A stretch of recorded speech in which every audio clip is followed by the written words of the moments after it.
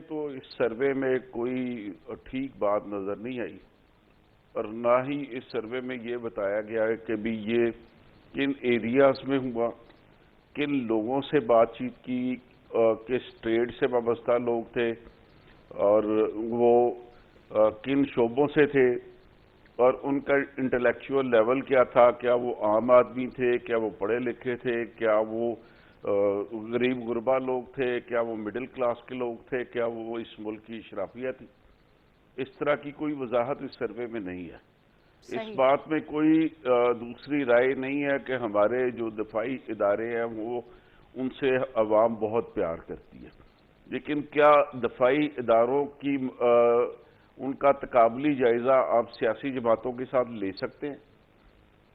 میرا یہ سوال ہے، اس کا وہ آپ کسی بھی دور سے جواب لے کے مجھے بتا دیجئے گا۔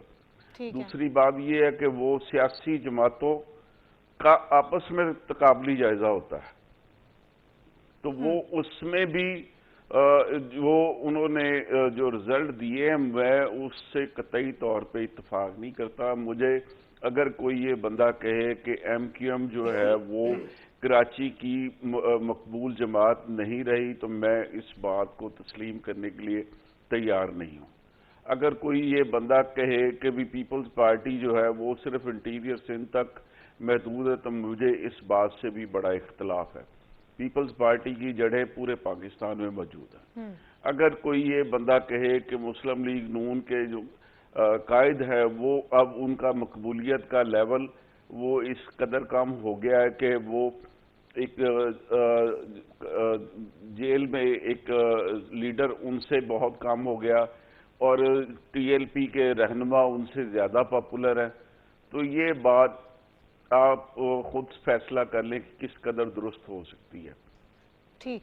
کیا سعد رضوی صاحب کی مقبولیت وہ میاں نواز شریف سے زیادہ ہے؟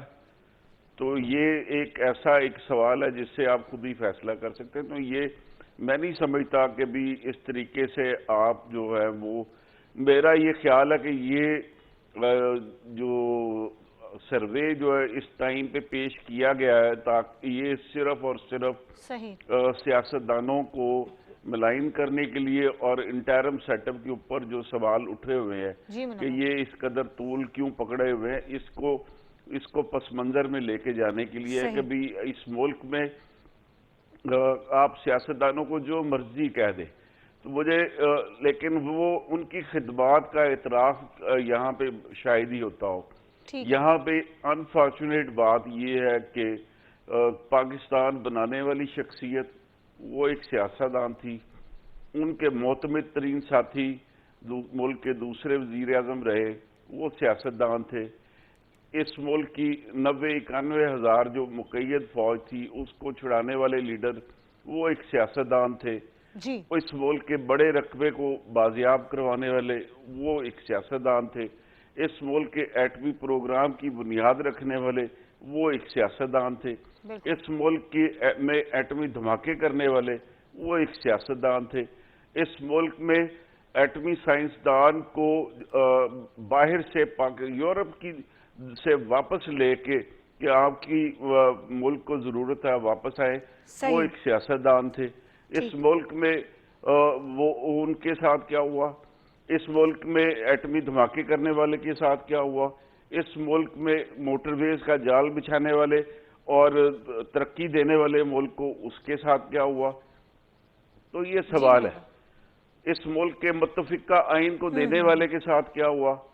تو یہ والے معاملات ہے، آپ زور زبردستی کے ساتھ لیکن مقبولیت کا پیمانہ لیکن آپ اوپر لے جائیں نیچے لے جائیں، لیکن یہ منور والا معاملہ ٹھیک نہیں ہے۔ تقابلی جائزہ نہیں ہے، یہ تو بس ایک جماعتوں کا، سیاسی قائدین کا اور اداروں کا ایک سروے ہے کہ عوام ان پر کتنا اعتماد کرتے ہیں۔ امتیاز صاحب آپ اس سروے کو میں نے آپ کے جو صحیح۔ اس کوسچنئر ٹھیک ہے۔ کو میں نے دیکھا، تو میں اس میں یعنی آپ آپ مجھے اس سے بتا دیں کہ اداروں کا سیاسی جماعتوں کے ساتھ کیا تقابلی جائزہ ہو سکتا ہے؟ ٹھیک ہے۔ اداروں کی پرفارمنس کا تقابلی جائزہ تو دوسرے ملکوں کے اداروں کی جو ہے ان کے ساتھ لیکن ہونا منور ہم چاہیے، نہ تقابلی کہ جائزہ آپ کر ہی نہیں سیاستدانوں رہے، کے۔ ہم تو یہ بات کریں کہ عوام کتنا اعتماد کرتے ہیں، بس ہمارا